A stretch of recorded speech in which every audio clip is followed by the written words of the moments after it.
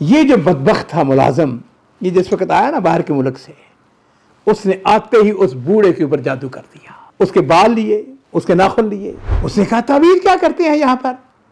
उसने कहा तावीज़ जो है ये तो मेरा सेव करता है, मुझको बचाता है। जो लंदन में इलाज करवा रहा था और उसकी कैफियत ये थी कि तकरीबन 6 हफ्ते हो गए थे उसने खाना नहीं खाया था। अस्सलामु अलैकुम वरहमतुल्लाहि वबरकातुहू।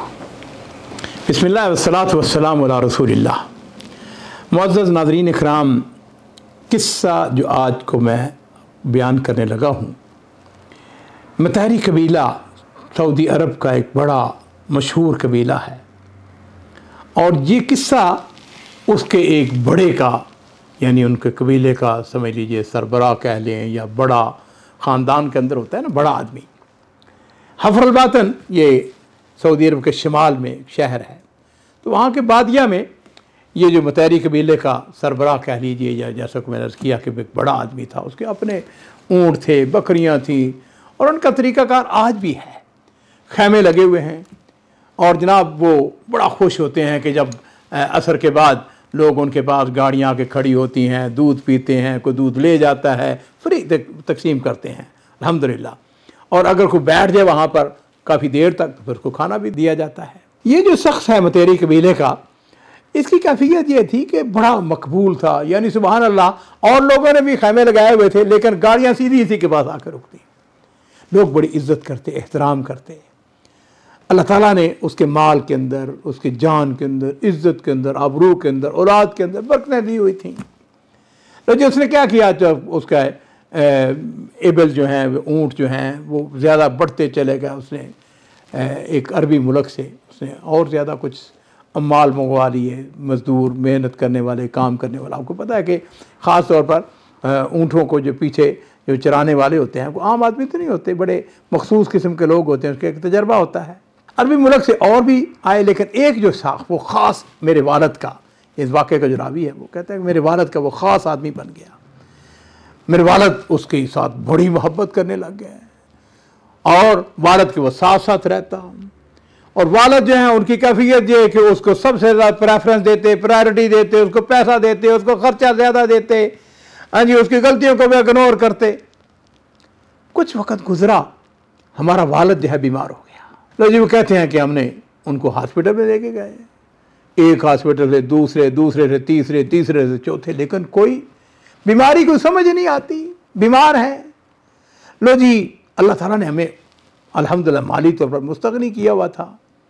जब हमें सऊदी अरब के अंदर कोई इलाज नज़र आया तो हमने कहा इनको इलाज के लिए बाहर के मुल्क ले जाते हैं। लो जी, लंदन में ले गए।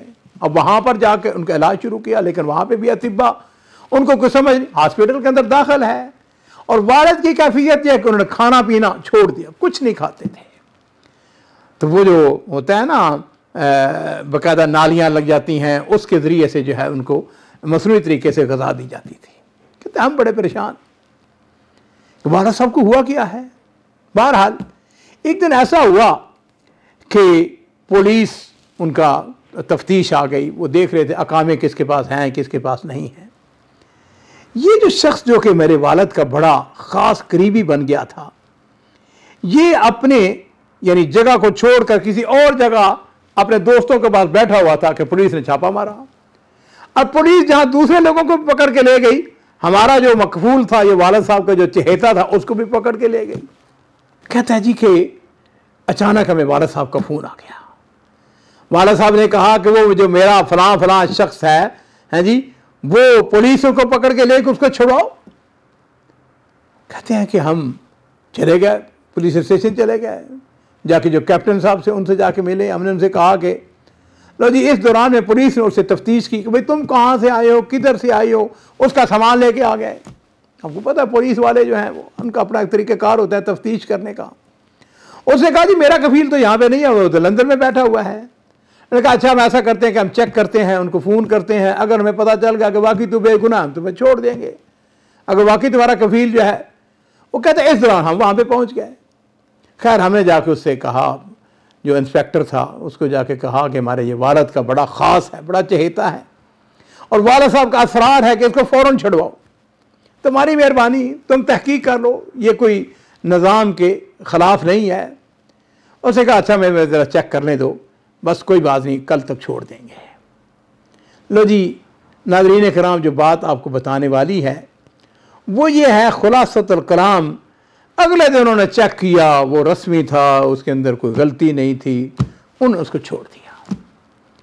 कहता जी हमारा एक भाई जो है, एक तो भाई हमारा लंदन में बैठा हुआ था अपने वालिद के साथ, एक भाई मुलाजमत कर रहा था, एक भाई जो है बहरहाल वो उसको छुड़वाने के लिए पुलिस स्टेशन चला गया।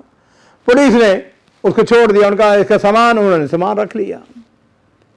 कहते हैं कि जिस वक्त वो चले रास्ते में को आधा रास्ता सफर तय किया होगा या थोड़ा या ज्यादा, तो वो जो अरबी नस्ल का था वो आदमी, उसने अचानक कहा, उसने कहा मैंने वहां पर जो सामान था वो आधा भूला है वहां पर। जगह क्या मतलब, उसने कहा उन्होंने आधा सामान और एक बड़ा अहम कीस था मेरा, हाँ जी, बैग था जिसको मैं वहीं पे छोड़ आया हूँ, वापस चलो जाके उसको लेके आना है। कहते हैं कि गाड़ी उसने मोड़ ली। फिर दोबारा पुलिस स्टेशन आ गए, जाके इंस्पेक्टर से मिले, आके कहा कि वो जनाब सामान चाहिए। उसने कहा अच्छा वो सामान पड़ा हुआ है, वो लेके आओ, और इशारा किया। अब जिस वक्त वो सामान वो उठा के लेके आया, उसका कोई मजदूर वहां पर होगा, आमल होगा वहां पर, उसने सामान को जब उठाया तो उसको शक पड़ा। उसने ऐसे उसको खोल के देखा, उसके अंदर उसको कुछ कागजात नजर आए। इस दौरान वो जो है जी आमल था जिसका वो सामान था, वो चीख रहा है कि मेरे दो, ये जल्दी करो, मुझे तो इसको नहीं खोलना, इसको नहीं देखना। पुलिस इंस्पेक्टर को शक पड़ गया, उसके इसके अंदर क्या है। उसने थोड़े से यानी क्या कहते हैं तरद्दुद के बाद बता दिया।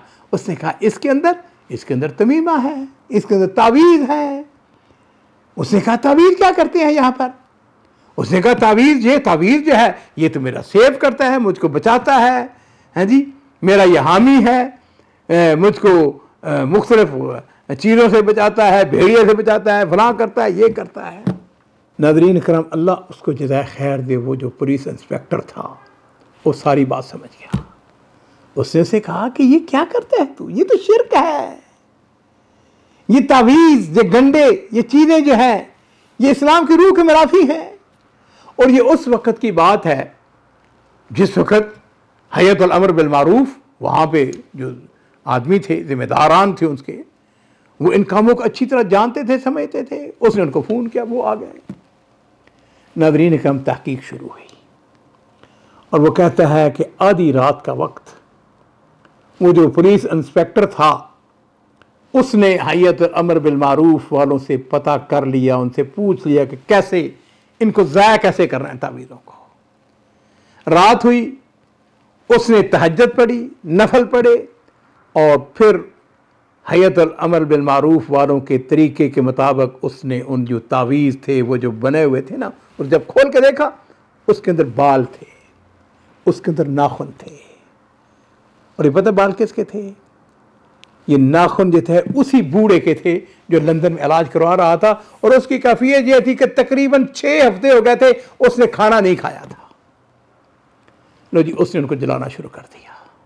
और सुबह हुई तो उसके बेटे का टेलीफोन आ गया। उसने कहा मुबारक हो, आधी रात के बाद हमारे वालिद ने 6 हफ्तों के बाद खाना तलब किया है और वो खुद अपने बिस्तर से उठ के खुद जो है वो वॉशरूम तक गया है। नाज़रीन करम, पता क्या हुआ, आप समझ तो गए होंगे। ये जो बदबख्त था मुलाजम, ये जिस वक्त आया ना बाहर के मुल्क से, उसने आते ही उस बूढ़े के ऊपर जादू कर दिया। उसके नाखून उसका खास बन गया ना खादम, उसके बाल लिए, उसके नाखून लिए और उसके ऊपर जादू ये किया कि वो इंतहाई ज्यादा उसका फरेफ्ता हो गया। वो कहता है जी कि अल्लाह का शुक्र है कि हमारे वालिद को अल्लाह ताला ने बचा लिया। उस आदमी को बाकायदा तबलीग की गई, उसको बाकायदा तंबीह की गई। और यहाँ पे मैं अर्ज़ करना चाहूँगा अजीज़ों, ये हमारी बड़ी बदकिस्मती है कि कुरान और हदीस से दूरी, इस्लाम से दूरी, और ये जो जादू, ये टोना, ये साहिर, ये नजूमी, इनके पास जाना, इनसे जाके ये पामिस्ट, ये सब का सब फ्रॉड और धोखा और शरीयत मुहम्मदिया के बिल्कुल मुनाफी बात है। नबी करीम सल्लल्लाहु अलैहि वसल्लम ने इरशाद फरमाया कि मन अता काहिनन फसद्दकहू, जो किसी काहिन के पास जाता है, नजूमी के पास जाता है, फसद्दकहू, उसकी बातों की तस्दीक करता है, फ़क़द कफ़रा बिमा उन्ज़िला अला मुहम्मदिन सल्लल्लाहु अलैहि वसल्लम, उस शख्स ने मोहम्मद सल्लल्लाहु अलैहि वसल्लम की शरीयत का इनकार कर दिया। और एक और हदीस के अंदर आता है कि मन अता अर्राफन फसअलहु अन शैइन, कि जो शख्स किसी अर्राफ के पास गया, नजूमी के पास गया, पामिस्ट के पास गया, उससे जाके सवाल किया, फरमाया लम तुक़बल लहू सलातुन अर्बईन लैला, 40 रोज तक उसकी कोई नमाज कबूल नहीं की जाएगी। कुफर है ये, जादू करना, करवाना, ये तावीज़ लिखवाने, ये कुफर है। अजीजों, इससे बचें, अपने रिश्तेदारों को, अपने अजीजों को, अपने प्यारों को। और याद रखो, इस बात को समझ, खुदा की कसम, ये किसी नफे नुकसान के मालिक नहीं है। नफे नुकसान का मालिक सिर्फ और सिर्फ मेरे रब की जात है। अपने अकीदे को कवी करें, मजबूत बनाएं, और इंशाअल्लाह जब आपका अकीदा मजबूत होगा, कवी होगा, ये अर्राफ, ये नजूमी बेचारे, ये सड़कों के ऊपर जो है बेचारे, हाँ जी, बैठे हुए मांगते फिरते हैं, इनकी हैसियत क्या है? कुछ नहीं है।